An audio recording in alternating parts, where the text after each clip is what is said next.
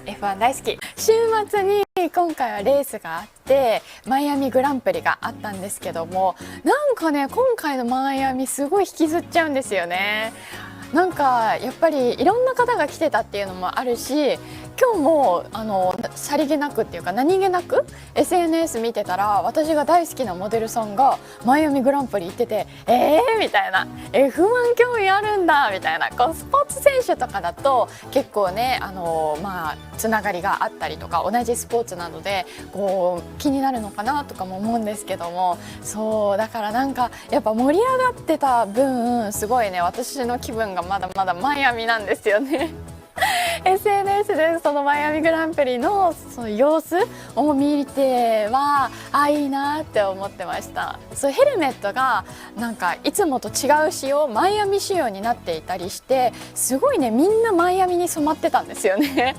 だからなんか私もついついマイアミに染まってしまって、そうすごいんですよ。いやまだちょっと帰りたくないなと思って、浮かれた気分に浸っていたいっていう。早くバルセロナ行こう。そうなんですよ、次はバルセロナなんでね、それもすっごい楽しみ。今度はスペイン出身の選手が2人かな、サインツとあとはアロンソ、フェルナンド・アロンソ、2人はスペイン出身なので、やっぱりホームグランプリってすごく盛り上がりますよね。サインツは負のスパイラルから脱却してすごい決勝3位、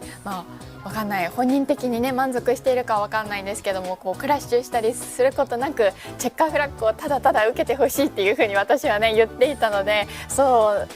チェッカーを受けたし、しかも3位入賞ということですごい良かったって思ってました。でもねペレスとこう最後抜きもう一回抜かれっていうのもうだから私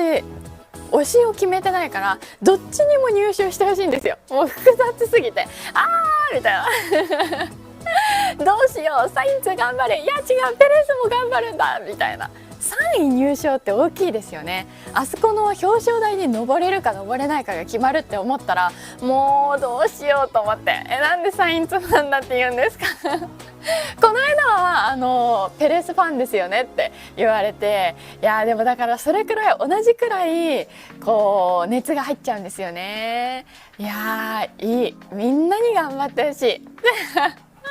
じゃあ努力が報われてほしいなって思うんですよ。こう世界で20人しか選ばれてないその中にもうそもそも入ってるっていうだけでもかなりすごいことですし、そこからまた入賞をどれだけ順位を上げられるかっていうのもすごい大変なんですけども、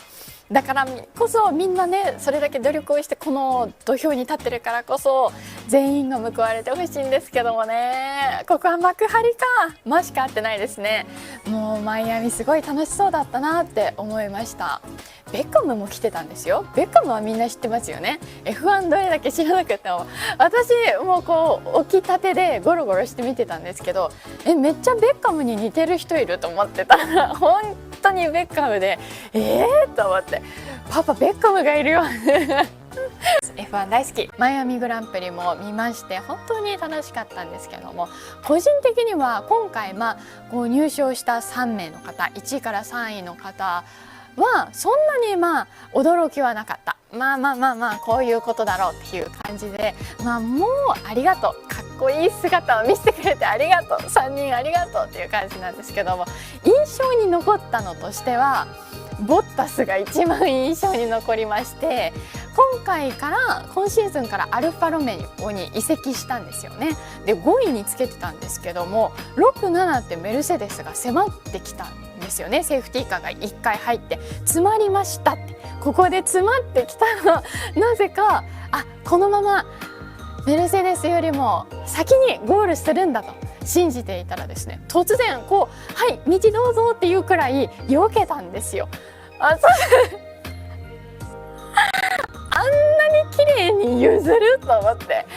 そんな道を譲ることあると思って、もうびっくりしちゃってみたいな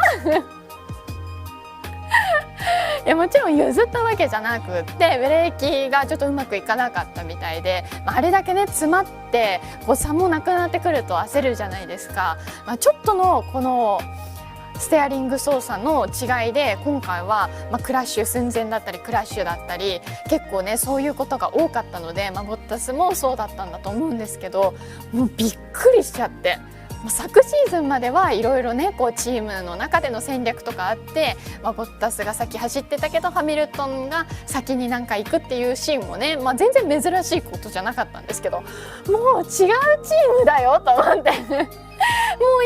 だよと思って、もうびっくりしちゃいましたね。そうですね、ちょっとの差で、ああいうことになるってことなんですけども、かなりギリギリでしたよね。でもクラッシュしてないからなんかすごい静かに寄せたくらいだと思って、もうびっくりしちゃいました。もうボッタスと思ったんですけどもね。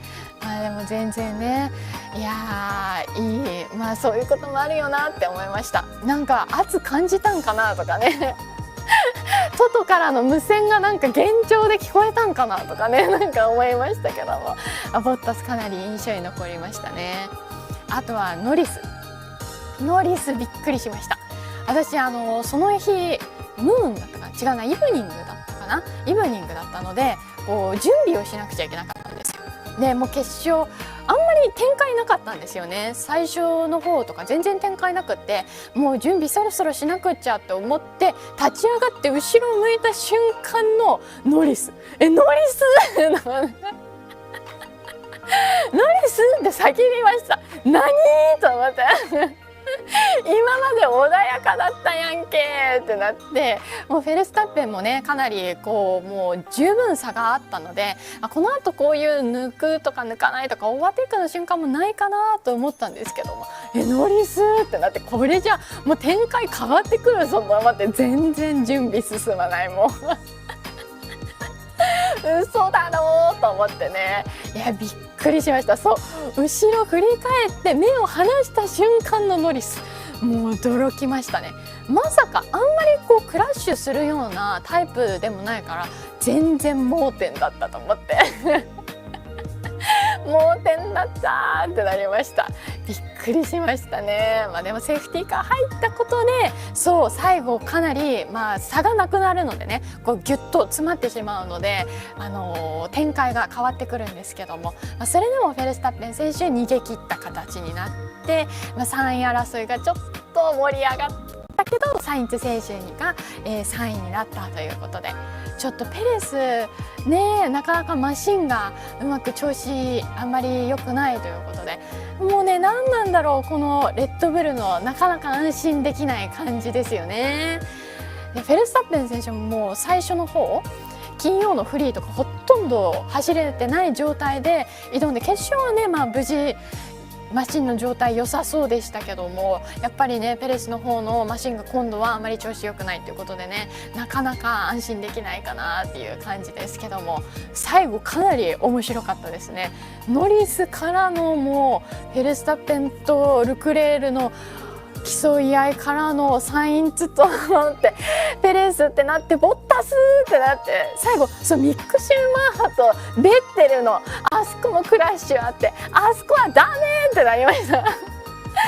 ク・ベッテルにぶつかっちゃダメって思いながらね、いろいろ最後あったなっていう形で、だからね最後だけを何回